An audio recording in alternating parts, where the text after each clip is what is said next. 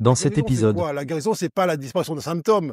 La guérison, c'est la lumière qui se pose sur la cause qui a permis aux symptômes d'apparaître. La teneur des pensées dans un esprit humain, elle est 1 million de fois plus importante que ce qu'on ingère. Le d'où on vient, pour moi, il est infiniment plus vaste, plus complexe, plus ample que simplement un lieu de naissance et un clan familial.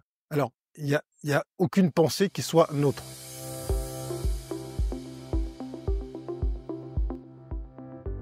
Bonjour Grégory, bienvenue dans ce podcast. Tu vois? Merci de ton invitation. Avec joie.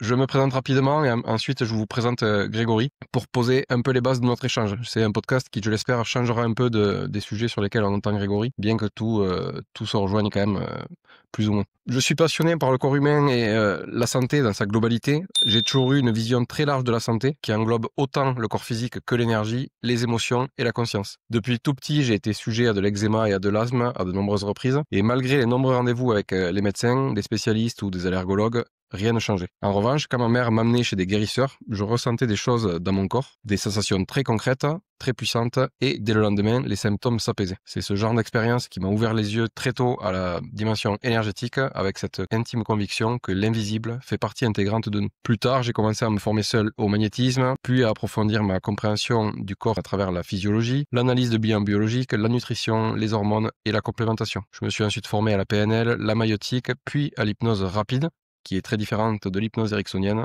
auprès d'un ancien contracteur. Aujourd'hui, j'intègre tous ces outils dans mon approche pour apporter aux personnes que j'accompagne ce dont elles ont réellement besoin à l'instant T. Parfois, un seul outil suffit, parfois il faut en combiner plusieurs pour aller chercher plus en profondeur. En ce moment, je travaille sur l'effet placebo parce que j'ai pleinement conscience du pouvoir de notre esprit sur le corps. Et ce qui me passionne, c'est de comprendre où ces outils se rejoignent, où se situe la frontière entre eux et comment chacun peut influencer les autres pour créer un véritable processus de transformation.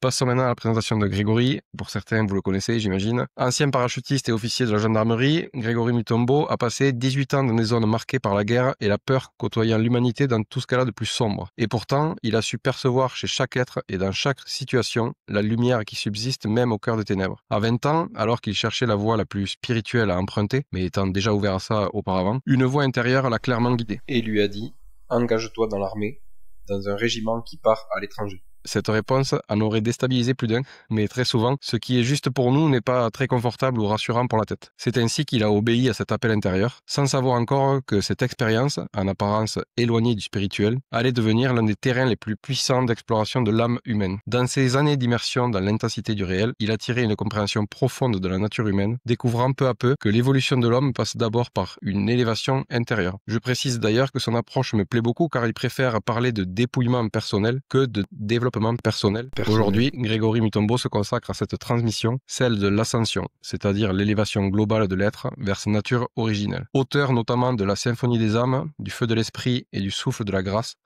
il partage une vision incarnée de spirituel, un chemin où le corps, l'émotion, l'énergie et la conscience participent d'un même mouvement d'expansion. La conversation qui suit promet d'explorer la santé sous un angle holistique et profond. Nous aborderons ensemble le lien entre le corps physique et les dimensions invisibles, émotions, énergie, croyances, pour comprendre comment elles interagissent et façonnent notre bien-être global. Préparez-vous à découvrir une facette inédite, je l'espère, de Grégory, là où l'approche fonctionnelle de la santé et les dimensions plus subtiles se rejoignent. Du coup, dans mon précédent podcast, on évoquait avec l'invité précédent l'idée que le corps humain a une incroyable capacité d'auto-guérison. Selon toi, à quel point cette capacité est-elle réelle? Est-ce que notre corps possède une forme d'intelligence innée qui sait revenir à l'équilibre si on lui en donne l'occasion? Alors, auto-guérison, oui, dans une certaine mesure, puisque la perspective qui attend tout être humain, c'est la décrépitude de sa matière corporelle et donc la mort. Donc, à quel moment s'arrête cette auto-guérison? Et pourquoi le processus d'auto-guérison, il va pas jusqu'au bout? Pourquoi il n'y a pas une perpétuation de ce processus? Donc, il faut se poser la vraie question. Est-ce que il y a, on va dire, un équilibre naturel qui fait qu'il y a une espèce de zone tampon qui amortit, comme quand avec une cicatrice, on se coupe un peu le bras et puis ça le corps reconstitue. Mais cette reconstitution, elle reconstitue jamais plus que ce que c'était avant. Donc là où pour moi il y a une étape supplémentaire, c'est quand on voit que la reconstitution, elle peut amener un état du corps qui est supérieur à celui qui était le précédent. C'est-à-dire qu'il y a une amélioration, si je puis dire. Bon, alors très souvent, on appelle miracle des phénomènes corporels dont on ne mesure pas les tenants et les aboutissants. Mais en fait, tout peut s'expliquer, dans un sens comme dans l'autre. À la fois, on va dire, la maladie, tous les symptômes divers et variés, mais aussi les phénomènes dits de guérison. Alors, il y a ceux qu'on la science va expliquer parce qu'on estime que le chemin pris pour se manifester, il est connu, donc on peut intervenir de manière à la identifier, isolée. Mais moi, ce qui m'intéresse, c'est tout ce qu'on appelle miracle, ce qui échappe à l'appréhension immédiate de la science, et aussi ce qui dépasse la compréhension normale de la mort, c'est-à-dire qu'est-ce que c'est la mort, pourquoi à un moment donné ça s'arrête plutôt que de continuer, pourquoi ça descend, pourquoi ça décroît. Quelle est l'information qui, à un moment donné, dit: «Tiens, il est temps maintenant pour ce corps de commencer à perdre en capacité, de commencer à perdre en résistance, de commencer à perdre en vitalité». Et là, effectivement, on parle que du corps physique, mais il est, fondamental de ne pas dissocier on va dire, les fonctions, psychiques et spirituelles de la matière corporelle. Sinon, effectivement, c'est toujours l'exclusion partie au détriment d'un grand tout. Je suis d'accord. C'est intéressant de voir ça sous cet angle-là. Effectivement, après, de nos jours, il y a de plus en plus, on parle de plus en plus, surtout en Amérique, ça commence à arriver maintenant en Europe aussi, on parle de biohacking de plus en plus. Et c'est vrai que cette notion de biohacking, en fait, c'est ambivalent. Elle a une partie où c'est que ça encourage les gens à prendre soin de leur corps physique. Alors, moi, c'est pour ça que j'inclus les émotions, les croyances, etc. Donc, ça va dans le bon sens pour améliorer la santé et le quotidien des gens. Mais d'un autre côté, il y a cette notion de lutter contre une chose qui est naturelle, qui est la mort. Et en fait, ça fait partie de nous, ça fait partie de notre cycle sur Terre. Et pour moi, mourir, après, j'entends que ce soit pas le cas pour tout le monde, c'est pas une fin en soi parce que je suis ouvert à ce qui peut se passer après. Mais voilà, c'est intéressant de le voir comme ça. C'est-à-dire que tout là, les démarches, on va dire, telles effectivement que les Américains les pratiquent dans cet espoir vain de rallonger la durée juste physiologique du corps ou même d'aller de le congeler dans l'espoir que dans 1000 ans, peut-être, il y aura moyen de le ranimer. Enfin, pour moi, c'est hors de propos puisque on exclut la conscience du corps. On prend le corps comme une machine qu'on pourrait réparer si on a les bons matériaux, si on a les bons ingénieurs. Mais c'est tant que l'humain se croit être l'ingénieur du corps, se croit être celui qui a la capacité d'intervenir alors qu'il est lui-même la chose observée par l'observateur, il n'y a pas d'issue. Donc dans cette démarche purement matérialiste là dans cet eugénisme où on espère qu'un jour la science aura suffisamment progressé pour faire en sorte que on vive de manière éternelle dans le même corps, mais en excluant que dedans il y a une conscience qui est en amont, qui a précédé ce corps et qui est là si on la sort du processus, effectivement ça reste c'est pas plus élevé que Frankenstein, hein. D'ailleurs, ça me fait repenser à une discussion qu'on a eue avec ma femme récemment. On parlait avec nos enfants des acariens à l'échelle microscopique. Et je leur disais qu'on était possiblement, nous, à notre échelle, à nous, finalement, des acariens à l'échelle de l'univers. S'il faut, on a l'impression de vivre sur une planète qui est, pour nous, notre monde réel. Alors qu'en fait, à l'échelle de l'univers, s'il faut, on est des cellules ou des acariens pour quelque chose de bien plus grand. Et ça fait redescendre sur Terre un peu, d'avoir cette vision des choses, je trouve. Alors oui, bah, bon après l'idée c'est pas forcément de se réduire à une Non. particule insignifiante, mais c'est de se connaître. Et la connaissance, elle passe pas par la comparaison. Bien sûr que on peut se dire: «Oui, qu'est-ce qu'on est finalement dans cet univers, immense? On est des grains de poussière». OK. Est-ce que je vais mieux quand je dis ça? Donc, passer ce temps-là de déni de soi, et de dévalorisation, il y a aussi se dire: «Écoute, en fait, qu'est-ce que je suis? D'où je viens et vers quoi je vais?» Bien sûr, donc qu'est-ce que je suis? Il y a beaucoup d'humains qui vont se réduire juste à leur corps. Ce qu'ils voient dans le miroir, ce qu'on dit d'eux, le tempérament, le caractère, ainsi de suite, ce qui est temporel et dans l'espace. Mais pour avoir une compréhension globale et peut-être une perception plus juste de la place que l'on occupe dans cet univers, qui n'est pas simplement la partie physique observable, ça suppose de se poser des questions. Mais se poser des questions, ça veut dire sortir des réponses toutes faites qui sont plus confortables. Il dit se raconter une histoire. Mais d'où je viens? Ben, je viens du ventre de ma mère, je viens de telle région. J'entends en permanence, on dit oui, il faut se rappeler d'où on vient. Mais ça s'arrête à la région et ça s'arrête à l'année de naissance. Le d'où on vient, pour moi, il est infiniment plus vaste, plus complexe, plus ample que simplement un lieu de naissance et un clan familial. Donc, pour imaginer avec justesse un futur, un devenir pour ce corps avec toutes ces enveloppes subtiles, il faut aussi se poser la question, mais d'où ça vient et qui l'a conçu? Si on ne se met pas dans la pensée du concepteur, du créateur, dans l'idée germe de la source, eh bien, on se coupe de l'idée principale qui est à l'intérieur de ce corps et qui peut-être, elle, a été corrompue. Par quoi elle a été corrompue? Par des pensées qui sont entretenues et qui affaiblissent le potentiel. Et donc, dans cette redécouverte d'un potentiel qui, sur le papier, donc en théorie, est illimité, eh bien, dans ce processus de redécouverte de ce potentiel illimité, ça passe par la nécessaire exploration des origines, de l'origine, pour savoir finalement dans quelle direction ce corps peut aller, s'élever, ainsi de suite. Il faut déjà se poser la question, mais d'où on vient là? D'où venons-nous là tous autant que nous sommes sur Terre? Est-ce qu'on est simplement le produit d'une volonté d'un père et d'une mère qui voulaient avoir des enfants? Ou c'est plus vaste que ça? Ouais. Ça embraye sur une autre question. Pour toi, comment les émotions, en particulier celles qu'on refoule ou nos blessures affectives, peuvent-elles influencer notre état de santé physique et notre capacité justement d'auto-guérison qui va de manière dégressive? Bien, les émotions qui sont là, enfin, c'est le nom qu'on met, que le cerveau met sur une sensation, une couleur, une température à l'intérieur du corps qui suit une, une, une mise en situation. En tant qu'humain, je suis mis dans une situation d'interaction sociale, familiale, professionnelle, relationnelle, affective ou personnelle, individuelle. Et dans ce corps-là, le climat change.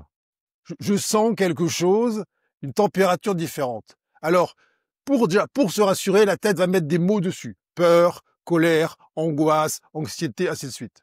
Mais avant qu'il y ait un mot qui soit dessus, il y a simplement une énergie qui circule, qui se manifeste. Et si effectivement on la juge, on la condamne, on en attribue la paternité aux autres, c'est à cause de toi si je me sens mal, ou alors on essaye de l'étouffer, ça devient un poison. Alors, justement, on parlait tout à l'heure effectivement de cette tendance actuelle de faire très attention à ce qu'on mange, etc., ainsi de suite. Mais il y a ce qui est là, ce qu'on fait sortir du corps est infiniment plus important que ce qu'on y fait rentrer. Heu, on peut très bien manger bio, sain, tout ce qu'on veut, mais si on entretient des vieilles rancunes, des pensées de peur, d'angoisse, ainsi de suite, mais c'est infiniment, infiniment plus nocif pour le corps que n'importe quelle, bouffe industrielle qu'on pourrait ingérer au quotidien. Alors, évidemment, le mode d'emploi du corps humain n'est pas donné, aux enfants. Tu as 7 ans, 8 ans, tu commences à avoir ça qui monte. Alors quand effectivement jusqu'à 3-4 ans, il y a une tolérance générale, sociale, tu peux crier, tu peux hurler, c'est OK. Et ensuite, rapidement, on te dit: «Bon, les émotions que tu manifestes là, elles ne sont pas acceptables. Il faut que tu les régules, tu les calmes, tu les tempères, parce que si tu veux avoir ta place dans ce monde, il faut que tu sois normal, c'est-à-dire dans une norme». Le cadre. Et donc, ce faisant, il commence à y avoir une sorte de prison mentale qui enferme ces énergies, qui sont là simplement pour, en fait, faire grandir l'humain.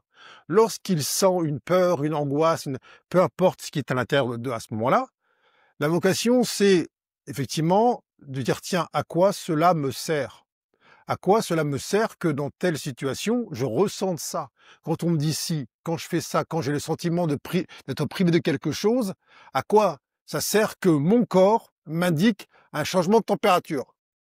C'est quoi le but? Le but, c'est de changer d'endroit? Le but, c'est de me blâmer: «Ah, j'ai trop d'émotions», ou alors c'est dire: «Tiens, c'est quoi le but de tout ça? Pourquoi il y a un changement de météo en moi?»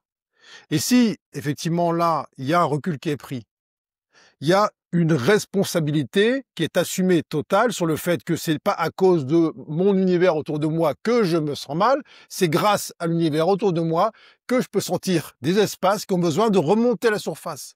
Et si je m'offre là, eh bien, un état de non-jugement sur ce qui remonte, sans aller même jusqu'à le fait de mettre un nom, un mot, de nommer la chose dans le but que ça me rassure, eh bien, ça circule naturellement. Et puis, la conscience se déploie sur l'endroit qui en soi, eh bien, a été stimulé dans la situation. C'est-à-dire que, tiens, je sais pas, peu importe, quelqu'un qui est insulté par un inconnu dans la rue. Ah, ça fait monter quelque chose. Mais qu'est-ce qui se passe? Qu'est-ce qui s'est passé là concrètement? Il s'est passé que concrètement, l'univers t'envoie une mise en situation, un exercice pour t'aider à solder un espace de vulnérabilité, un endroit où tu donnes ton pouvoir aux autres. Tu laisses les autres entrer en toi avec leur jugement, et comme tu laisses entrer en toi, eh bien, ça te touche. Sauf que, c'est quoi l'idée? C'est de faire en sorte de pondre des lois qui vont condamner ceux qui nous touchent, mais il y a quand même du monde sur Terre, ça va être compliqué. Ou alors, c'est chacun se prendre en main et se dire, écoute, c'est plus simple que je travaille sur une personne que sur 8 milliards. Donc, on prend les choses du bon côté et tu dis, écoute, bah, finalement, ce monde, même si il peut paraître effrayant, angoissant, énervant, ainsi de suite, ben, en fait, il est à mon service. Ça veut dire que si, à chaque fois que je sens monter en moi cette énergie, je la laisse circuler, eh bien, je vais mettre de la lumière sur la partie qui était sensibilisée ou hyper sensibilisée à l'environnement. Et donc là, les choses peuvent revenir, c'est-à-dire que je peux de nouveau attirer à moi des situations diverses et variées, mais je verrai que la météo change de moins en moins en fonction des nuages ambiants. Mais ça, effectivement, c'est pas enseigné à l'école. On t'apprend à être sage, à avoir des bons résultats, à être poli, à marcher droit dans le couloir, ainsi de suite. Bon, je dis l'école au sens large du terme, hein, dans les familles, c'est pas non plus Oui, ce c'est qui pareil. est professé en premier lieu, quoi. Ça me rappelle quelque chose justement que je t'avais entendu dire dans un ou plusieurs podcasts sur une expérience que tu avais vécue à l'époque, où c'est que tu avais été invité, je crois que c'était à la fin de ta carrière, pour qu'on te remette une médaille, je crois, à l'époque, et que, en fait, c'était pour toi, tu avais justement pris du recul sur cette situation, cette invitation de l'univers. Tu t'étais rendu compte que, dans la même mesure que ce que tu disais pour les émotions négatives ou pour les insultes ou autres qu'on peut nous envoyer, quand on essaye de nous gratifier et qu'on laisse, les autres attribuer justement cette échelle de valeur, sur nous, c'est un peu le même, schéma qui se dessine. Tout à fait. En fait, ce sont les 2 facettes d'une même médaille. Si je donne du pouvoir aux uns de m'abaisser, de me mettre en colère, de me faire peur, de m'angoisser, je suis obligé de donner du pouvoir aux autres, de m'élever, de me rassurer, de me faire du bien, de me gratifier, de me donner ce sentiment de reconnaissance, et ainsi de suite. Alors, l'épisode dont tu parles, effectivement, c'était au retour, moi, de 6 mois d'Afghanistan, où je suis invité à l'Élysée. Et je vois bien qu'en fait, ça n'a pas de sens. Il y a alors effectivement, on peut se dire: «Oui, mais ah, c'est une reconnaissance», mais ça veut dire quoi, en fait? Ça sert à quoi le truc? Heu, est-ce que sincèrement, j'ai besoin d'avoir quelqu'un qui me dise: «Ah là, ah merci, c'était bien». C'est pas un sujet. Alors, je dis pas que c'est pas utile quand on est dans une construction individuelle où on sait pas trop qui on est. On a besoin effectivement d'avoir des repères et savoir si ce que l'on accomplit dans son chemin de vie, eh bien, est, correct, juste, ou alors globalement est au service des autres. Ça donne en quelque sorte un sens moral. Mais vient un temps où, il faut peut-être se soulager de ce besoin, frénétique, que l'on nous dise: «Ah oui, ce que tu fais, c'est génial. Ah vraiment, bravo». Parce que si on donne du pouvoir à ça, on doit continuer à en donner à ceux qui vont dire l'inverse. Donc C'est le même piège. il faut se soulager de ça. Bien sûr que humainement parlant, physiquement parlant, tu préfères recevoir des compliments ou des caresses que des coups de bâton ou des insultes. Mais tu sais que tôt ou tard, ceux qui t'insultent te complimenteront et l'inverse. Oui, on laisse le pouvoir à l'autre, en fait, c'est ce que tu disais juste avant. Effectivement. Pour revenir sur ce qu'on disait juste avant, selon toi, du coup, parce que tu dis que les émotions refoulées ou tout ce qui n'est pas observé en nous a beaucoup plus d'impact que l'alimentation, la complémentation, etc. Selon toi, du coup, c'est dans ce sens-là, si on devait définir un sens, que les maladies arrivent, c'est qu'elles arrivent des corps subtils, énergétiques et émotionnels vers le corps physique progressivement jusqu'à ce que, ben, si on n'a pas écouté suffisamment et qu'on n'a pas traité, enfin, qu'on n'a pas laissé l'émotion circuler en nous, ça va venir impacter le corps physique progressivement. Oui, ça voyage du subtil au dense. C'est-à-dire que le, le, le corps, il a quand même une sacrée endurance, hein. Il est extrêmement résilient. On peut faire mariner à l'intérieur des pensées parasites, des pensées de haine, de revanche, d'hostilité ou de déni de soi pendant des années, et le corps, il encaisse, il absorbe, ainsi de suite. Bon. Et à un moment donné où euh, ce champ-là mental de pensée, eh bien, il va se densifier. Et pour se densifier, en fait, il va chercher à s'incarner.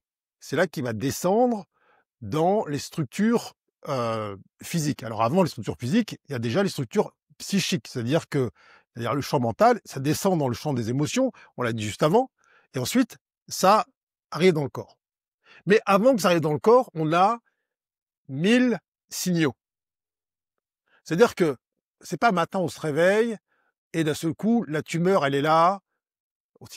Tu sais très bien que tu as entretenu des comportements mortifères, des pensées contre nature, que tu n'es pas à ta place dans ton travail, bref, que tu sais parfaitement qu'il y a un truc qui ne va pas dans le sens de ton élévation.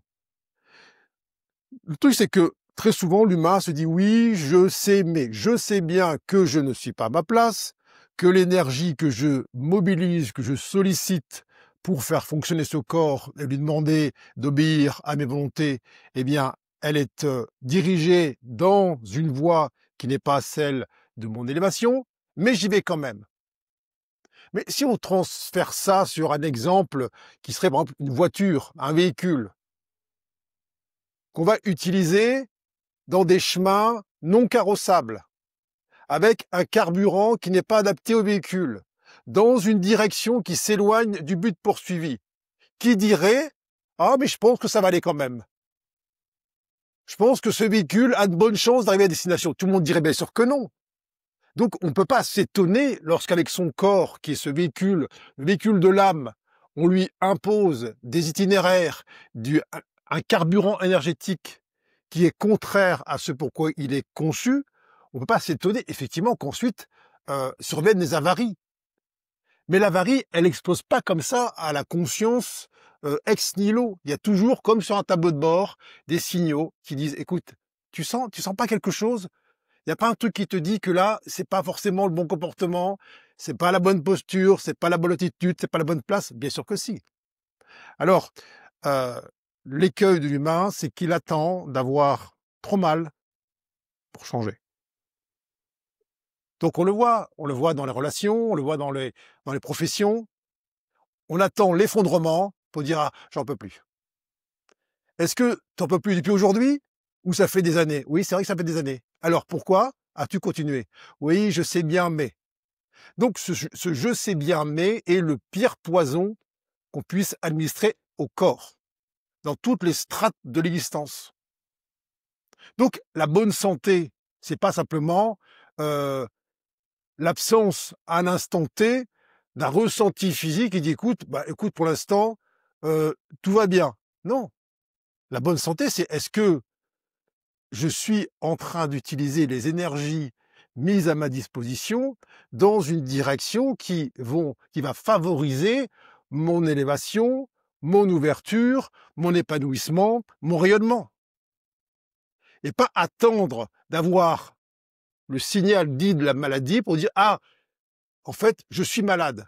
Non, on commence à être malade dès qu'on commence à prendre des décisions que l'on sait être contraires à notre élévation. Ça commence là, la maladie. Ouais, c'est vrai, je suis d'accord. Après, pour expliquer aux gens, les signaux, par exemple, les voyants dont tu parles qui s'allument, il faut bien comprendre que ça peut être, tout et n'importe quoi. L'univers met à notre disposition justement, ça peut être des rencontres comme tu l'as dit tout à l'heure, ça peut être alors souvent des rencontres pas très agréables qui sont justement là pour pointer du doigt quelque chose. Ça peut être des accidents, ça peut être des petites maladies, dans un endroit ciblé, sur un organe ciblé qui se répètent en permanence. Donc voilà, c'est tout. Il faut prendre tout le temps du recul et observer la vie avec le plus d'ouverture d'esprit possible et ne pas attendre que ce soit le médecin qui vous dise voilà, ça y est, là il y a tel organe qui est fatigué, donc vous risquez un cancer. Voilà, c'est important de. C'est-à-dire que ça procède d'une prise individuelle de responsabilité. Ça veut dire que tant que je juge le monde responsable de mon bien-être, il n'y a pas d'issue, il n'y a pas de sortie. Ça veut dire que je dois considérer que ce que je ressens à l'intérieur de moi, systématiquement, ça, ce sont les signaux faibles. C'est l'indicateur. Donc, ça veut dire que je ne suis pas en train de demander au monde de changer et de s'adapter pour faire en sorte que je me sente bien. C'est je ne peux me sentir bien et être en bonne santé que si je suis à ma place dans la pleine expression de mon unicité. Là, vaste programme. Parce que si on attend de ce monde, « Ah mon petit chéri, attends, on va trouver une place pour toi, la place parfaite, où tu seras parfaitement à ton aise », ça n'arrivera pas. Donc, ça veut dire que prendre cette responsabilité, c'est se poser la question, qui demande du courage pour entendre la réponse. Quel est l'endroit, quelle est l'action, quelle est l'attitude que je dois moi-même adopter pour être en cohérence avec ce que je suis, ma nature profonde. Parfois, ça demande de quitter l'endroit dans lequel on habite, ça demande de quitter l'entourage avec lequel eh bien, on passe le plus de temps, ça demande peut-être de changer de travail, d'avoir le courage de repartir de zéro, d'aller vers l'inconnu, ainsi de suite. Mais très souvent, la tendance humaine est de demander au décor de faire disparaître ce fameux signaux faibles pour espérer avoir davantage de bien-être. Alors on va reprocher au patron d'être ceci, d'être machin, les collègues, le temps de travail, les retraites, tout ce qu'on veut. C'est à cause de tout ça si on se sent mal. Mais ouais, on parle vraiment des retraites, temps de travail. Quand j'entends que entre 70 et 80% des Français, dans leur travail, détestent leur job. Bon, c'est quand même ahurissant. Oui, oui. Donc, ça veut dire que, évidemment, que quand il y a là la perspective d'un allongement du temps de travail, mais ça veut dire quoi? Ça veut dire que Ah oui. personne, on raisonne pas sur l'idée de la retraite. Les gens se disent, écoute, 5 ans de souffrance supplémentaire, je ne peux pas. Mais la question n'est pas au niveau des retraites. Non, c'est La avant. question est, qu'est-ce que tu fais pendant tant d'années dans un travail qui te plaît pas? Oui, mais j'ai pas le choix, dit la tête. Alors que tu as toujours le choix. Il n'est pas Mais se évident, mais raconter l'histoire qu'on n'a pas le choix, c'est se maintenir dans quelque chose qui, effectivement, au final, amène, eh bien, à cet état intérieur de désolation et qui, là, on parle que du corps, mais je veux dire, il faut comprendre que la santé n'est pas simplement une absence de pathologie.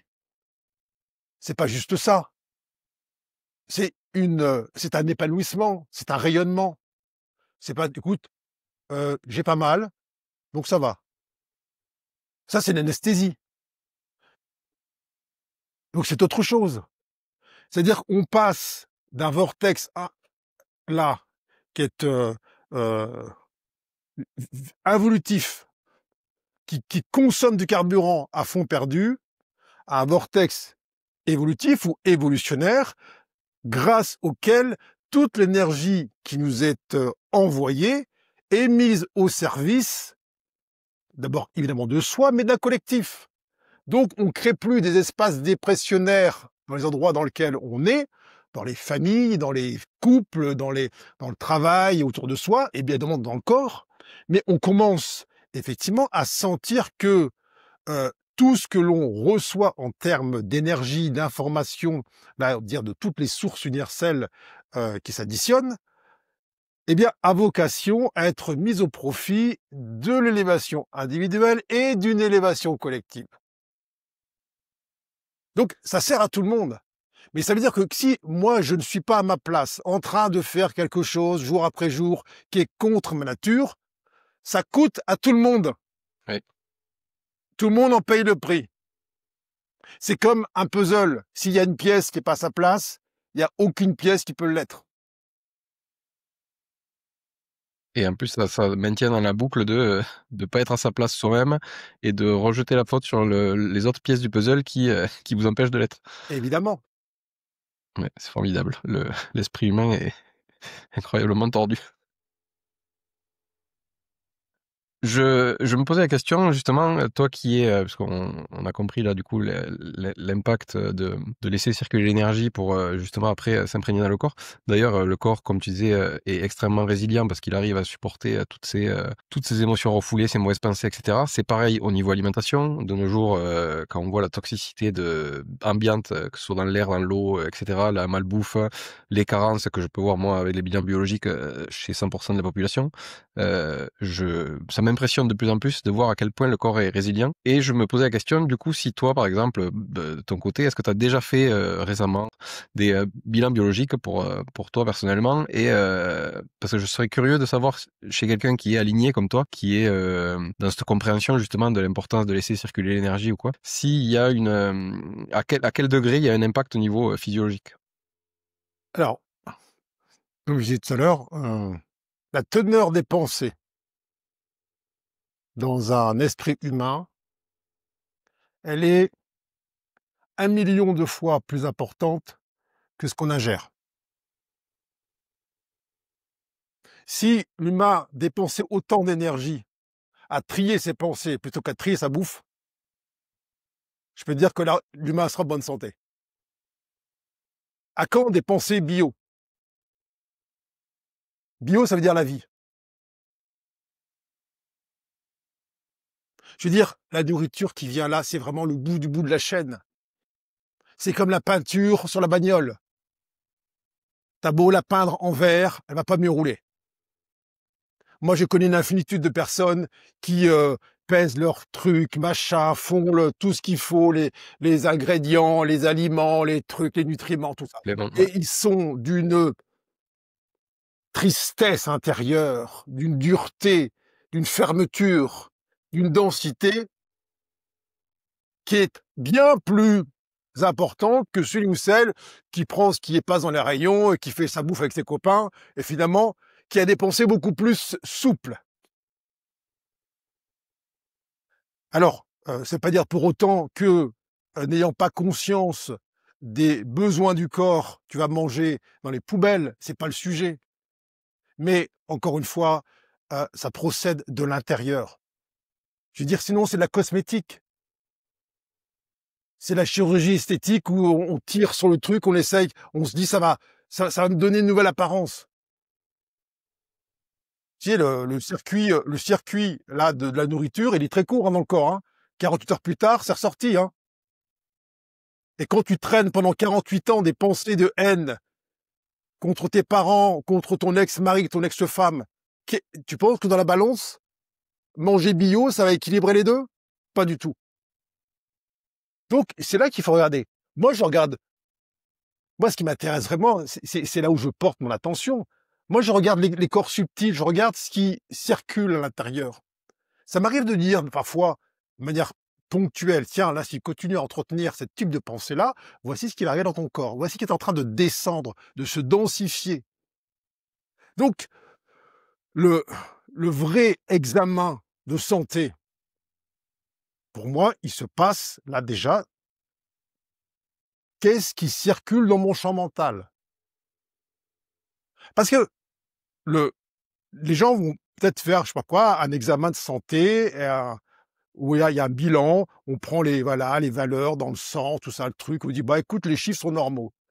Mais qui serait OK pour qu'on fasse un examen de son champ mental, de regarder toutes les pensées qui passent vers soi, vers les autres, vers le monde, vers le passé, vers le futur, et de voir si ces pensées-là, dans une échelle de lumière, où elles se trouvent. Est-ce que ce à quoi je pense, les histoires que je me raconte, est-ce qu'elles sont conformes avec la vie, avec un V majuscule? Le truc, il est là. Donc, encore une fois, il y a toutes sortes de marches, tout ce qu'on veut, d'aide dans le cheminement des uns et des autres.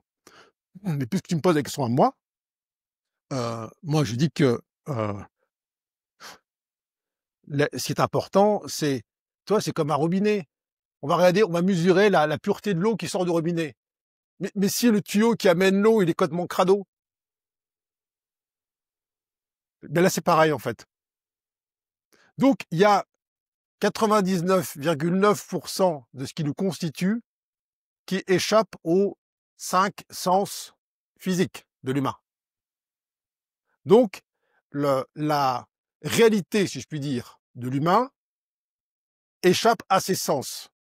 Et donc, il se dit qu'il va pouvoir contrôler son présent et son futur si 0,01% de ses actions, ses activités, eh bien, il est prêt de l'attention. Alors qu'en fait, il faut dire, attends, je suis pas en train de dire que l'humain produit des pensées. Je suis en train de dire que l'humain a un cerveau et que ce cerveau est comme un poste de radio et qu'il il capte les pensées ambiantes. Le monde de l'astral. Donc, en fonction de la fréquence, la gamme de fréquences d'un poste radio sur laquelle il est branché, il va absorber des pensées. Mais une pensée, c'est pas simplement une idée qui trotte dans la tête. Une pensée, c'est une énergie. Une énergie, ça a un mouvement. Ça doit circuler. Sauf que plus elle est dense, plus elle cherche un endroit sur lequel s'arrimer. Et donc, elle flotte, comme on dit, des idées dans la tête. Et comme quand quelqu'un a une bonne idée, il a une bonne idée, tiens, je vais la mettre en œuvre, je vais la réaliser, la rendre réelle. Il a l'idée de construire un bureau en bois, il a l'idée, et ensuite, il la réalise, et ça devient un bureau. Mais il y a plein d'autres idées qu'un humain peut avoir, qui ne sont pas construire un bureau, qui sont beaucoup moins au service de l'humain. Ouais. Il se dit, écoute, ces idées-là, je ne vais pas les réaliser, je les garde pour moi. Sauf que les garder pour soi, ça va où, ça? Ça va s'agglutiner, ça va s'agglomérer, et ça va directement impacter les structures. Alors, ça marche dans les deux sens, c'est pas simplement le corps physique qui se retrouve privé d'une certaine qualité de fréquence. C'est aussi des fermetures vers les plans subtils, les fermetures vers l'inspiration, vers des plans de lumière qui sont ceux pour lesquels nous sommes venus. Il ne faut pas oublier qu'on n'est pas simplement venu là pour être en forme sur Terre et vivre le moins mal possible. Si on se souvient de la vocation de l'incarnation, qui est de dire je viens sur Terre et sur cette planète qui est comme une école, je vais devoir passer des examens de niveau pour qu'à chacune des épreuves qui m'est envoyée, eh bien, je devienne plus lucide, plus clair, plus empreint de discernement, de sagesse, d'amplitude, donc d'amour.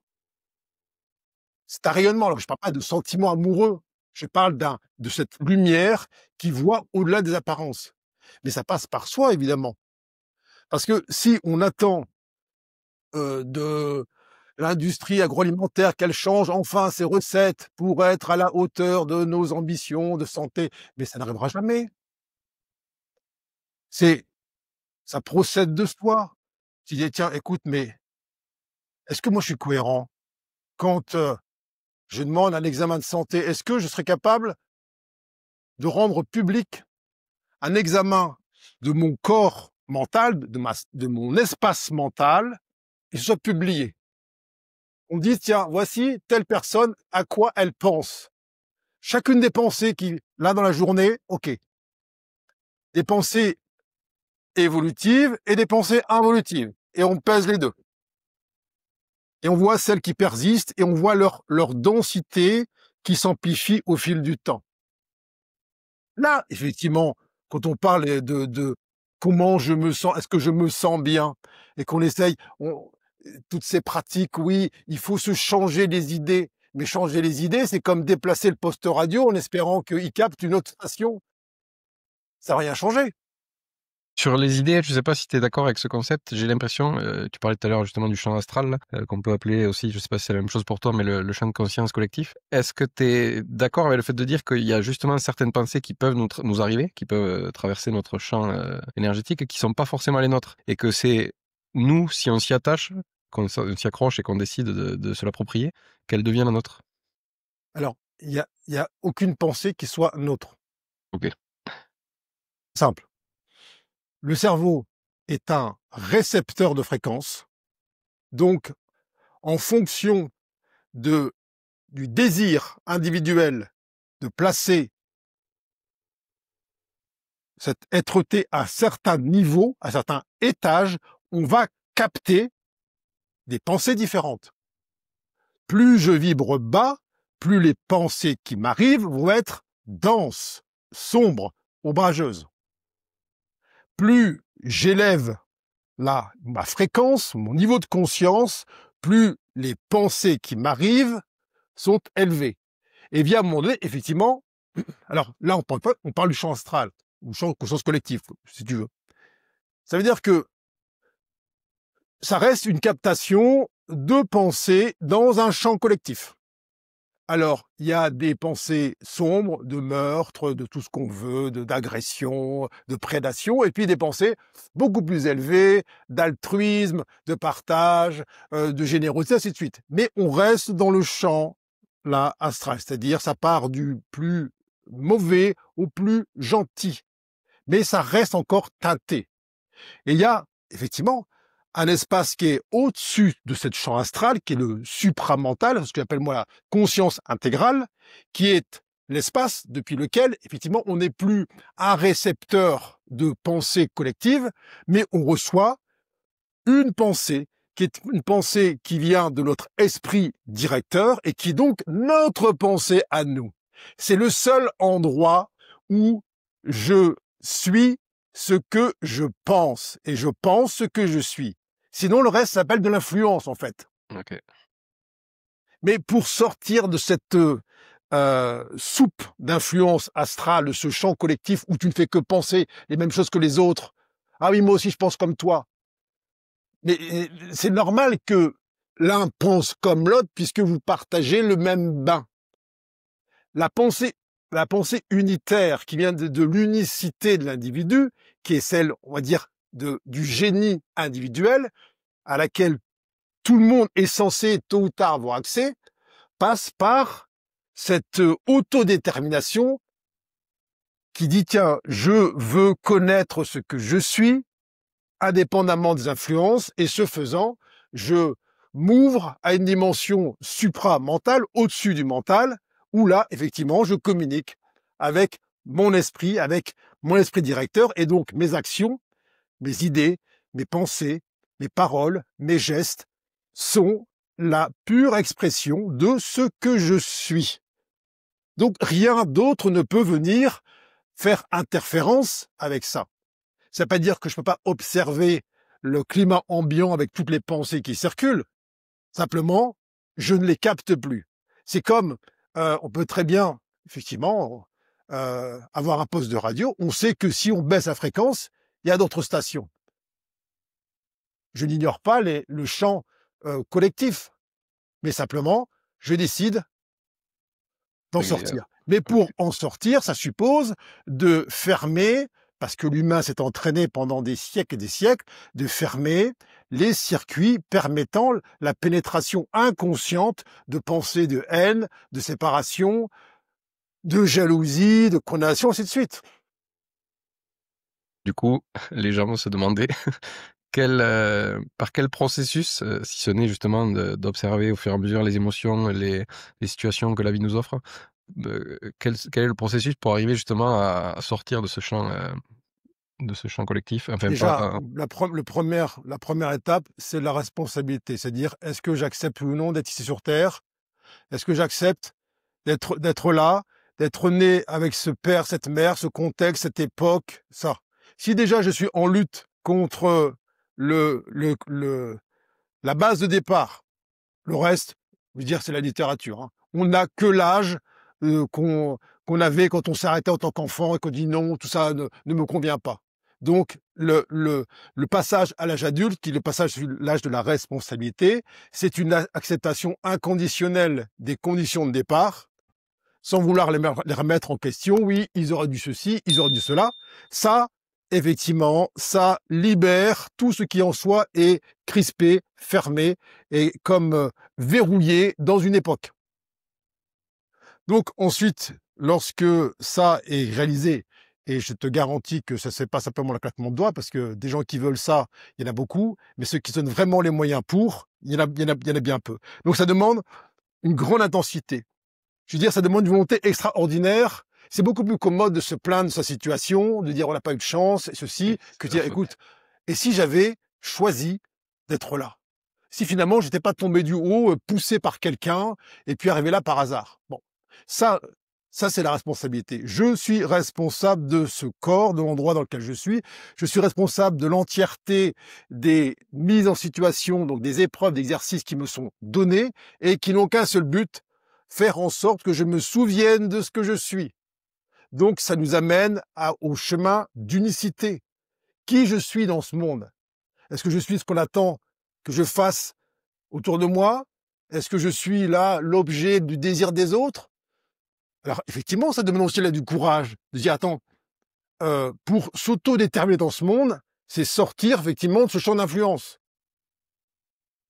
Et parfois, le collectif veut te garder dans son champ d'influence. Bien sûr. Oui, qu'est-ce que tu fais? Qu'est-ce que tu deviens? Tu nous fais peur, reste avec nous, bref, tout Hervé, tralala. Bon, donc responsabilité, là, prise en compte de ce facteur d'unicité.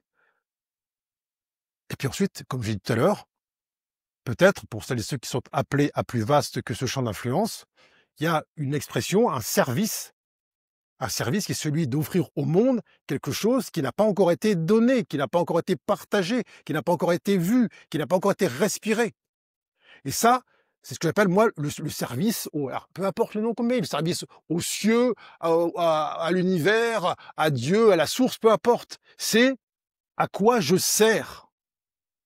Donc, première étape, est-ce que je dis oui à mon existence, à mon corps, à ce qui m'a été donné? C'est le seul moyen pour que je recouvre l'entièreté des compétences, des attributs, des facteurs énergétiques qui sont les miens. Tant que je suis en lutte contre l'existant, je suis privé de mes moyens de m'exprimer dans ce monde, de la reconnaissance de mon unicité. Je ne suis pas ce qu'est mon voisin. Je suis autre chose, ni mieux ni moins bien, c'est autre chose, unique dans tout l'univers. Et 3, à quoi je sers? Si j'attends qu'on me dise « toi, t'es fait pour ça », non. Ça ne peut venir qu'à l'intérieur. Tout comme la responsabilité n'est pas un truc qui peut, au bout d'un moment, autour de moi, enfin, ils ont compris qui je vais les accepter. Non. Quand bien même autour de soi, personne est dans l'acceptation de ce que tu es, ton unicité, tout là. C'est pas ton problème. La manière dont le monde te regarde, ça regarde le monde, pas toi. c'est vrai que ça demande beaucoup de courage, effectivement, mais je suis d'accord avec toi que c'est la base. Et que tout ce qui nous est arrivé dans notre passé, dans notre enfance, si on en est là aujourd'hui, c'est pas ce qui s'est passé ça avant. S'il s'était passé autre chose, ben on serait sûrement ailleurs à aujourd'hui. Donc il faut accepter que tout ça n'est pas arrivé par hasard. Voilà, et c'est pas l'idée de être dans une sorte de pacification intellectuelle où dit bon voilà, bon j'ai pardonné. Non, non, c'est au-delà de ça. Pardonner, c'est dire qu'il y a une faute de commise. Alors, je dis pas que d'un point de vue, on va dire humain, judiciaire, il peut pas y avoir des fautes commises qui seront ensuite jugées. C'est pas le sujet. Mais d'un point de vue, on va dire multidimensionnel. Si je reste accroché à l'idée que des gens ont commis des fautes et que je dois leur en vouloir pendant un certain temps, puis ensuite accéder au pardon, on n'y est pas. C'est si je me pose la question in fine à quoi je sers dans ce monde, dans cet univers, Ça répond aussi à la question à quoi tous ces êtres-là que j'ai pu croiser dans ma vie, et mes parents en premier lieu, à quoi ont-ils servi? Ils ont été au service de quoi? Si j'en tire comme conclusion que, bah, écoute, ils m'ont privé de ceci, ils m'ont pas donné ça, j'ai pas eu cette cadeau de Noël, tout le tralala. Écoute, j'avance pas, en fait. Ah oui. Donc, un adulte sur Terre, un humain sur Terre, il n'a toujours que l'âge qu'il avait quand il est rentré là en résistance farouche contre son environnement. Donc, on n'a pas l'âge ni de ses artères, ni de sa carte d'identité, on a l'âge énergétique de son corps émotionnel.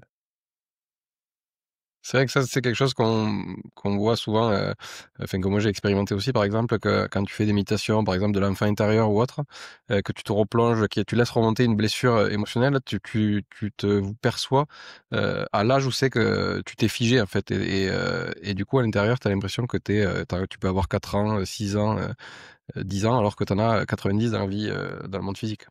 Oui, mais sauf que cette partie d'enfant là, bloquée à l'intérieur, c'est cette partie qui est interagie dans le monde. Ah oui, C'est celle lui qui qui pilote. envoie le signal quand il y a l'insulte, quand il y a ceci, quand il y a l'humiliation. C'est pas l'adulte, c'est l'enfant, puisqu'il était là avant, Eh oui, avant l'adulte. C'est lui qui est en première ligne. Donc, on n'a pas affaire à des adultes, on a affaire à des enfants là qui sont enfermés dans des donjons psychologiques. Et donc, tant qu'il n'y a pas cette volonté totale, absolue, irréversible, d'aller les sortir de là sans attendre qu'autour de soi, tout le monde, effectivement, s'écrase en plate d'excuses, eh bien, en fait, on n'avance pas. Alors, on fait un peu on va un peu de papouille, on va dire oui, je me sens mieux, etc. On fait écoute, moi, c'est pas du tout la voie que je propose. Moi, la voie que je propose, elle est radicale. Alors, je dis pas que tout le monde a le cran, si je puis dire, de la suivre, parce elle n'est pas dans la demi-mesure. C'est pas simplement lever l'auriculaire de petit garçon de 6 ans ou la mèche de la petite fille de 6. Non, c'est y aller franco. Est-ce que oui ou non, je veux cette sensation de totale responsabilité de mon incarnation, depuis l'avant-création jusqu'à cette incarnation, pour que je reçoive l'information de mon unicité. Qui je suis dans ce monde? Quels sont mes potentiels? Quels sont les endroits depuis lesquels je peux capter dans cet univers, cette humanité, les informations nécessaires à mon expression? Tant que je garde actifs ces pseudo-blessures qui agissent comme des paravents, là, qui bouchent mes canaux de réception, je ne peux pas savoir ce que je suis. Parce que, en moi, ça a trop peur d'affronter le monde. Ça a trop peur de se dévoiler. Or, pour savoir ce que l'on est, il faut aller de manière totale vers l'inconnu. C'est-à-dire, si je vais vers le connu, ça ne veut pas être moi, c'est forcément des choses qui ont déjà été vécues, qui ont déjà été vues. Ah, moi, j'ai pas de souci avec la multiplicité des démarches dites spirituelles où chacun fait sa petite soupe dans son coin. Simplement, je veux dire, écoute, tu parlais tout à l'heure en introduction du dépouillement personnel que je prône au détriment du dépouillement développement. personnel que je prône au détriment de ce développement personnel. Parce que le développement, on va développer le personnage, faire en sorte qu'il se sente mieux, qu'il repousse un peu ses limites. Oui, mais sauf que ça reste un personnage. Un personnage, ce n'est pas toi. Persona, en latin, c'est un masque, c'est une devanture. Alors, dépouiller le personnage, c'est enlever toutes ces fausses apparences, tous ces mimétismes, tous ces conditionnements, toutes ces fausses ressemblances avec le monde qui ont été mises en place dans l'espoir d'avoir moins mal, d'avoir moins peur. Sauf que on se rend compte au bout d'un moment, ça marche pas. Ça tient une semaine, ça tient 15 jours, ça ne tient pas. Or, ce à quoi aspire un humain, c'est de sentir son incarnation, sentir qu'il est dans son corps, c'est solide, il n'y a pas entre sa volonté et puis son corps un espace mou d'émotion qui est prêt à jaillir à la moindre panique. Oh là, qu'est-ce qui va se passer? Oh là, je perds mes moyens. Oh là, je suis hors de moi. Oui, mais tant que cet espace-là n'a pas été vidé, c'est un espace dans lequel effectivement il y a tout ce pathos là historique, il peut pas y avoir, quand bien même euh, quelqu'un de clairvoyant te dirait, écoute, ça c'est ton unicité, tu es là pour ça. Mais si il n'y a pas l'espace qui a été libéré pour que cette unicité puisse descendre et qu'elle puisse convoquer dans toutes les couches de l'univers les informations nécessaires à son expression, que ce soit dans un travail, que ce soit dans un service X ou Y, eh bien, ça reste lettre morte. Donc, effectivement, c'est et l'un et l'autre. Et il y a un travail sur soi, et il y a une acceptation, simplement, de vivre le quotidien, d'aller au-devant des histoires, des scénarios, des expériences qui ont un seul but, d'aller pointer en soi les espaces qui, là, qui en permanence frétillent.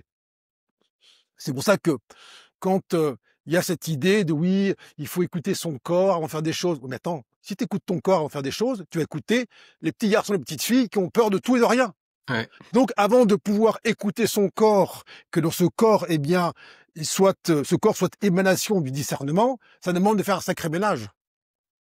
Moi, je veux bien l'histoire d'écouter son corps, mais ah non, non, je sens pas, quand je m'écoute, je le sens pas. Oui, t'écoutes ta peur.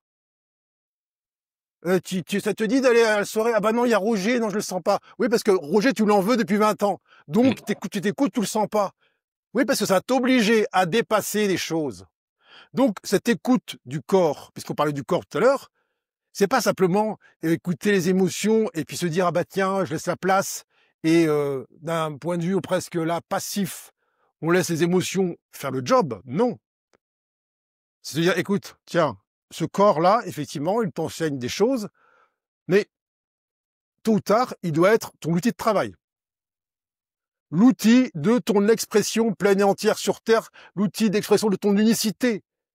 Ça veut dire que tu dois maîtriser ce corps, maîtriser ce véhicule pour que chacune de ces cellules soit connectée à ton unicité, à ta présence, à ta lumière. Pas connectée à ton passé, tes histoires, tes peurs, auquel cas, effectivement, le corps est en permanence en train d'être chahuté, bousculé, tombant à la renverse. Et donc, quand on parle de s'incarner, c'est pas juste, oui, attends, c'est quoi incarner? Incarnation. In dans la chair, entrer dans la chair. Ça veut dire quoi? Ça veut dire que si dans cette chair-là, il y a toutes sortes de mémoires qui empêchent cette incarnation, mais il y a qui dedans? Mais il y a tes parents, tes grands-parents, il y a l'humanité depuis la nuit des temps, il y a toutes sortes de conventions, de peurs, sauf que toi, t'es pas là. T'es à côté en train d'espérer que ce corps-là te laisse de la place. Et pour avoir cette place-là, il faut faire le ménage. Ça, c'est parti du postulat de départ, quand effectivement, tu choisis une famille, pour t'y incarner, tu sais que dedans, parmi la multitude, c'est le moins mauvais ou le meilleur choix pour pouvoir y œuvrer. Mais ça ne veut pas dire pour autant que c'est une chaussette totalement propre qui sort de la machine à laver, dans laquelle tu rentres avec facilité. Pas du tout.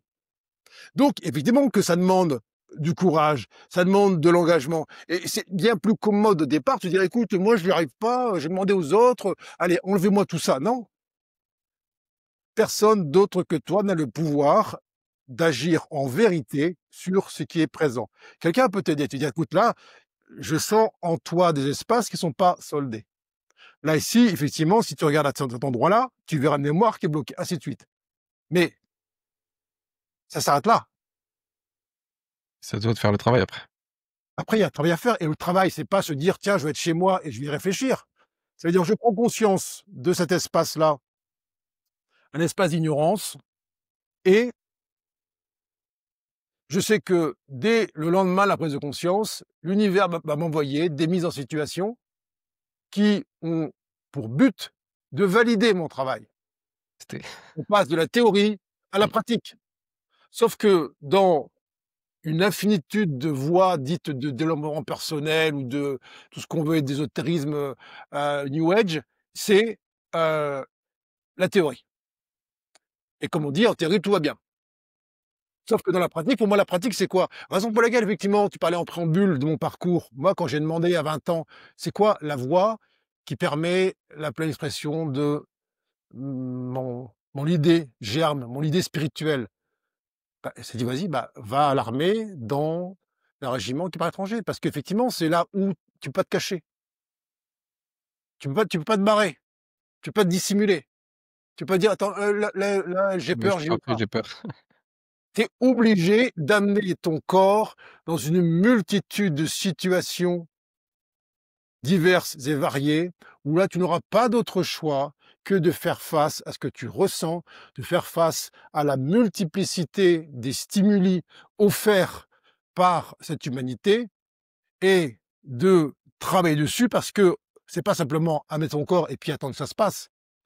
Tu dois agir, tu dois être présent, tu dois être vertical.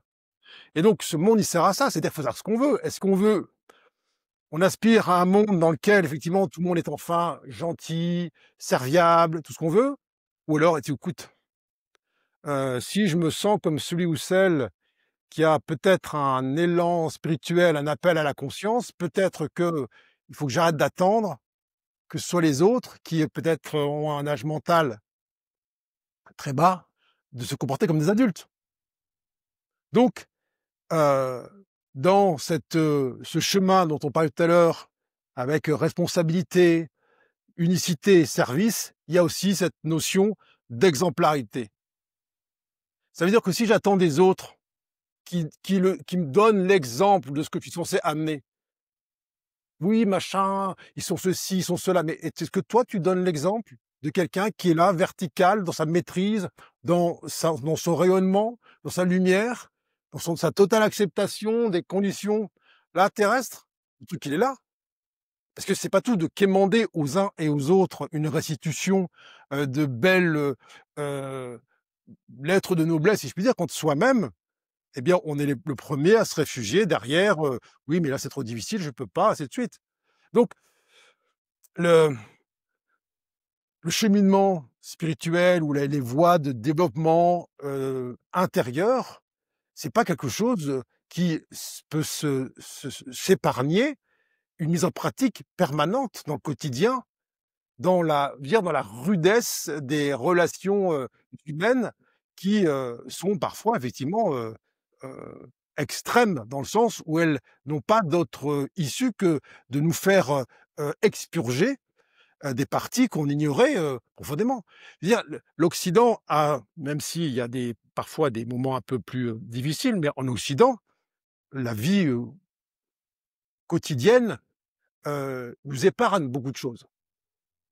Je veux dire, moi, je connais pas mal de gens qui se disent, voilà, spirituels, dans la maîtrise, ainsi de suite. Je donnerais pas cher dans la maîtrise, dans certains endroits, du monde dans lesquels j'ai pu effrayer pendant des années. Je pense pas que le namasté et la position du lotus inversée tiennent longtemps. Et donc ça ne peut être réel que si c'est invariable. Parce que bon, la paix intérieure, c'est joli, mais si la paix intérieure, elle est menacée chaque fois qu'il y a un conflit à l'extérieur, ben, c'est autre chose. C'est un état d'esprit, c'est une idée, Un c'est un concept. espoir. Mais il faut que le corps en soit informé. Et le corps a besoin d'être informé des prises de conscience. Faire une prise de conscience, c'est facile. Tu es quelqu'un, écoute, tu sais que fumer, c'est pas bon pour la santé. Ah oui, j'en ai conscience. Et puis, bah, puis voilà, et puis tu Ouais. fumes. Donc, prendre conscience, c'est hyper simple. Mais intégrer la conscience, là, ça demande de désintégrer ce qui est en soi et de l'ordre de l'ignorance. Et pour désintégrer cette ignorance, ça veut dire qu'il faut souffrir en permanence aux multiples sollicitations du quotidien, de la vie, qui sont là pour dire: «Eh, écoute, là, c'est stable en toi, là? Là, c'est lumineux à l'intérieur en toi? Ah non, mais là, j'aime pas». Donc effectivement, ça demande du courage. Ça, en fait, c'est on pourrait parler de ça pendant des heures, mais je me rappelle par exemple à ton séminaire, l'année dernière ou il y a 2 ans, je sais plus, tu avais dit en intro, vous je suis là pendant 2 jours pour répondre à vos questions. Sachez que au bout de 2 ou 3 questions, on aura déjà fait le tour de la question justement et j'aurais répondu quasiment à tout, déjà, dès le début, mais que vous avez continué à poser, les mêmes questions sous des formes différentes, avec des filtres différents, avec, Ouais, et ça m'a fait rire parce que j'étais venu avec ma femme à l'époque et on était à début de la deuxième journée, on était parti assez rapidement parce qu'on s'est rendu compte qu'en fait c'était toujours les mêmes questions qui revenaient mais avec des angles avec des angles d'approche différents.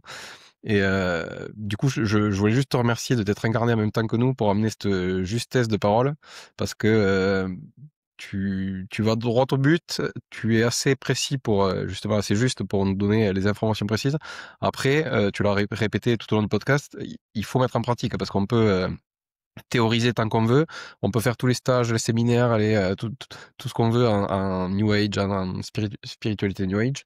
Si on n'incarne pas et qu'on n'accepte pas les situations inconfortables que la vie nous offre, ben ça reste dans la tête et ça se manifeste jamais dans le corps. Exactement. Donc c'est intéressant d'un point de vue intellectuel, mais pas plus. Sauf que, puisqu'il y a un processus dit d'incarnation, si ça devait juste rester en esprit, on serait pas venu. Donc, si on décide de faire cette prise de conscience dans un corps, c'est pour que ce corps en soit informé, informé dans la forme. Donc, pour mettre dans la forme de ce corps cette conscience, ça suppose que s'il y a déjà un trop-plein au départ, ce qui est les émotions, eh bien, ces émotions soient sorties. Pour qu'elles soient sorties, il faut qu'effectivement, on laisse remonter l'énergie qui est avec, et aussi remonter la croyance qui en est à l'origine. C'est-à-dire que lorsqu'on laisse remonter effectivement cette énergie liée aux émotions, eh bien, il y a derrière, dans le fond, des croyances archétypales qui sont la peur de mourir, la peur des autres, la peur de l'inconnu. Et se poser la question, de quoi j'ai peur vraiment? Pourquoi j'ai peur? Pourquoi j'ai peur des autres? Pourquoi j'ai peur du changement? Et ça ramène toujours à la question, mais qu'est-ce qui en moi a peur? Tant qu'on n'a pas identifié le fait que la peur émane d'un espace d'ignorance qu'on appelle l'ego, qui essaie de prendre le contrôle tout le temps, de gérer la situation, de rectifier les problèmes, et eh bien, on se prend pour cet ego-là qui essaie de régler les choses, d'aménager de l'espace, du temps, de prendre du temps pour soi, qui prend la main. Ça, c'est le personnage encore. Donc, dissoudre toutes ces croyances ancestrales dont on a pu hériter, qui sont présentes, via l'information, elle est dans l'ADN. C'est-à-dire, il n'y a pas de secret là-dedans. C'est-à-dire que pour faire en sorte que ce corps vibre, corps physique, vibre à la fréquence d'une conscience plus élevée, ça veut dire c'est une reprogrammation de l'ADN. C'est une transformation de l'ADN. Alors, ça prend du temps. Ça, c'est pas simplement le claquement de doigts. Tiens, je vais lire un bouquin, ça y est, c'est intégré. Non. J'ai accès à une piste, j'ai accès à un cap, j'ai accès à une direction. Et donc, qu'est-ce que je fais de ça? Parce qu'on peut très bien te dire, tiens, Mathieu, tu vois, la route par là, elle mène au sommet de l'Everest. Ouais, très bien. Et après, si Mathieu il reste sur ce tabouret, qui fait pas un pas en direction de l'Everest, il a beau avoir accès à la direction, au cap, mais s'il y va pas, il se passe rien. Alors c'est sûr que quand Mathieu va prendre le chemin qui l'amène progressivement vers ce sommet-là, il va découvrir des espaces de lui qu'il n'avait jamais contactés. Il va manquer d'air, il va s'en sentir seul, il va se rencontrer des tempêtes à mi-sommet, ainsi de suite, dans lesquelles il va se découvrir des compétences, des capacités, des possibilités et des connexions supra-humaines qui sont absolument ignorées au fond de la vallée. Mais c'est là, effectivement, où il y a toute la différence entre, on va dire, des touristes de la spiritualité qui mangent à tous les râteliers, qui font un peu de ci, un peu de ça, un peu de tout. Donc on prend plein de débuts de chemin. Ouais, mais sauf que concrètement, quand le vent tourne, quand les enfers se déchaînent dans ta vie, qu'est-ce qu'il en reste de tout ça? Donc l'idée, elle est là, c'est-à-dire que c'est mettre à l'épreuve du réel toutes les prises de conscience auxquelles j'ai accès.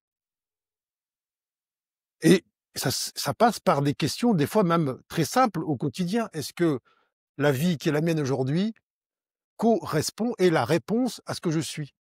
Est-ce que dans là où je vis, mon entourage, mon travail, est-ce que c'est ma place? Si déjà là, on se dit: «Bah non, non, mais c'est pas ma place», qu'est-ce qui fait réellement que tu maintiennes la situation telle qu'elle est? Tu peux trouver toujours 1000 excuses: «Oui, machin, j'ai pas le choix, tu comprends, ainsi de suite». Non, je comprends pas en fait. Et parce que comprendre, ce serait valider le fait qu'il y ait pas d'autre possibilité. Donc non, ça dit pas que c'est simple, ça dit pas qu'un changement et nous est, toujours, là, dit: «Tiens, vas-y, change de route». Non, ça demande c'est une crise C'est comme, effectivement, c'est comme une mue. Et si on attend des changements qui soient confortables ou que la voie dite spirituelle ou de l'ouverture de conscience, c'est quelque chose qui: «Ah bah oui, je vais aller de mieux en mieux». Non, au départ, tu vas vraiment sentir tes entrailles, tu vas vraiment sentir le fond du fond des abîmes de ton être-té. Parce qu'il faut d'abord faire de la place. Avant de vouloir incorporer le neuf, incorporer effectivement cette unicité, ça demande de décorporer littéralement les vieilles mémoires, les archaïsmes, les peurs ancestrales et tout ça. Et on sait bien que dans une voie dite spirituelle, tôt ou tard, on est mis face à la somme de toutes nos peurs. Parce que en théorie, c'est facile de dire oui, oui, voilà, la peur est une illusion, tout le tralala, très bien. Mais quand tu entends le bruit des bottes et le bruit des culasses en bas de chez toi, quand effectivement tu sens la pression, au moins psychologique, de la possibilité de souffrir dans ton corps, la torture, la violence, tout ce qu'on veut. Est-ce que ta sérénité spirituelle, elle est encore active? Est-ce que tu n'es pas convoqué là directement dans ce cénacle des vieilles mémoires archaïques, du repli sur soi, de la peur de la fuite? C'est ça qui est, pour moi important. Parce que c'est pas tout de se dire: «Oui, je suis éveillé», on s'en fout en fait. C'est pas le sujet, c'est pas ta vie. S'il y a des coups de feu, en bas de chez toi à 3 heures du matin, si ton téléphone, il travaille dans la nuit à 3 heures et tu as le cœur qui bat à 200 à l'heure, ça vaut quoi ta spiritualité? Ça vaut rien du tout. Ça ne vaut que ce que tu ressens au quotidien. Donc c'est pas une histoire qu'on se raconte, c'est pas des diplômes qu'on arbore ou des médailles, à cause de diplômes passés dans des voies dites de spiritualité. C'est un quotidien dans lequel effectivement, on dit: «Tiens, bah, écoute là, ouais, je sens que ça se pose. Je voyais qu'avec telle personne, j'en voulais, mais en fait tout ça c'est parti. Maintenant je sens une gratitude. Tous ces gens-là, peut-être à qui j'en ai voulu, peut-être que j'ai envié, maintenant je les remercie d'avoir été là sur mon chemin». Je dis pas que je voudrais revivre ça, mais simplement je leur reconnais effectivement leur fonction suprême dans l'expression de mon unicité. Ça pour moi, là, ça devient réel. Merci. J'ai une dernière question pour conclure, même si pour moi tu as déjà répondu, mais je vais te la poser quand même. Si un auditeur nous écoute en traversant en ce moment même un défi de santé, quel message aimerais-tu lui transmettre? Par où peut-il commencer pour prendre soin de sa santé intérieure, en complément de l'approche médicale et cheminer vers un mieux-être global? Écoute, on a tous autour de nous des gens qui traversent ce genre de choses. Alors, il y a pas de réponse globale, puisque chaque cas est unique.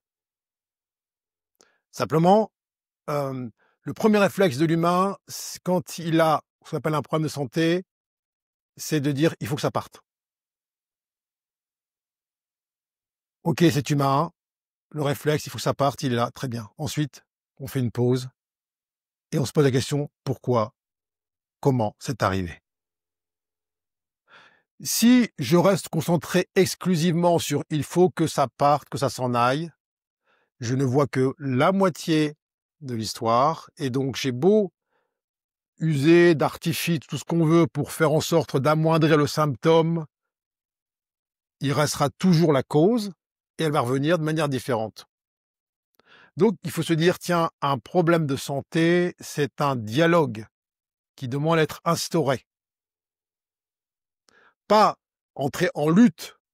«Ah, il faut que je me batte contre». Non, on peut pas se battre et en même temps dialoguer. C'est l'un ou l'autre. Si on se bat, c'est qu'on n'a pas compris le sens de l'information. Le corps n'est pas l'adversaire. Quand bien même ce qui manifeste à l'intérieur semble effrayant, douloureux, ainsi de suite, si on prend ça comme un adversaire, c'est une partie de soi, de laquelle on se coupe.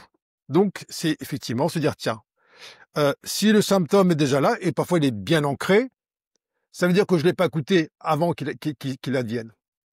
Donc bien sûr que là, je vais, en fonction de ce que je suis ou de là où j'en suis, tirer demander toutes les aides possibles qui sont à ma disposition. Mais je vais pas me leurrer, de dire ah c'est grâce à eux que je vais m'en sortir. Non. Pour s'en sortir, il faut savoir comment on y est entré. Responsabilité. Donc, je prends la totale responsabilité de la survenue de ce symptôme, cette pathologie, tout ce qu'on veut, et je m'interroge en mon âme et conscience. N'ai-je pas été informé il y a des semaines, des mois, des années, d'un quelque chose dans ma vie de dysfonctionnel qui allait amener à cette situation-là?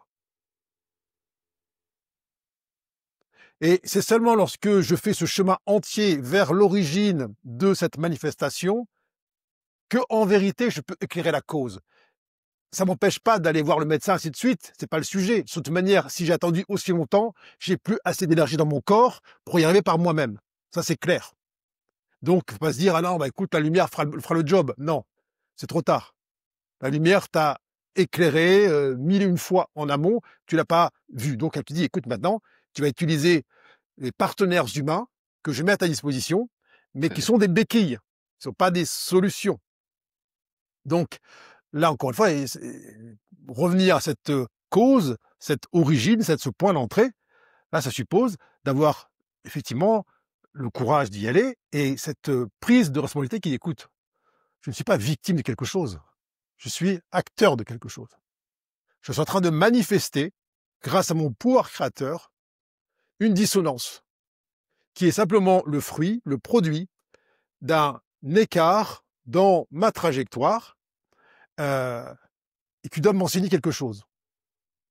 Parce qu'il y a aussi, dans toutes ces pathologies, des phénomènes qui ne sont pas des résultantes de, on va dire, de comportements évolutifs ou de quelque chose qui serait contre nature. Parfois, ce sont des épreuves à transcender. Tiens, je t'envoie un signal dans ton corps, ex nihilo. Comment tu réagis? Est-ce que tu convoques la peur comme conseillère? Ou alors tu, là, en pleine maîtrise, tu fais face à la chose et puis tu sais que c'est ton rendez-vous. C'est un rendez-vous avec un espace qui est en toi, est au-delà de la peur, au-delà de la crainte, effectivement, des suites et des conséquences, ainsi de suite. Mais là, je ne peux pas donner, effectivement, de réponse globale, puisque chaque cas est unique. Mais si on dit, oui, tiens, telle maladie, ça veut dire que, ah, moi aussi, ma tante, elle a aussi un cancer de ceci. Oui, mais ça supposerait que ta tante et ma voisine sont les mêmes personnes. C'est parce que le corps, eh bien, il a les mêmes organes que ta voisine ou ta tante, que pour autant, ils ont vocation les deux à manifester la même unicité. Non, ils sont très différents. Il n'y a pas 12 millions d'organes différents vitaux dans le corps, donc effectivement, ça retombe sur le même sujet. Mais c'est pas dire pour autant que les causes sont identiques. Donc là aussi, il faut se départir de l'idée, oui, quand il y a ça, ça veut dire que. Non. Ça veut rien dire de plus que ce que ça a dit peut-être pour une personne. Donc ça demande de l'humilité, ça demande de la profondeur, ça demande du courage, et ça demande de la vigilance, ça demande de la ténacité, puis ça demande effectivement de s'ouvrir à plus vaste que soi et arrêter de croire que c'est moi qui vais guérir. La guérison, c'est quoi? La guérison, c'est pas la disparition d'un symptôme. La guérison, c'est la lumière qui se pose sur la cause qui a permis au symptôme d'apparaître. C'est très différent. Et l'acceptation de devoir le transcender si la vie nous propose une situation pour le faire. Évidemment. Merci beaucoup. Merci à toi. Je pense qu'on a fait le tour. Alors, je te dis peut-être à une prochaine fois et vraiment, merci encore. C'était hyper passionnant. Plaisir. Bonne journée.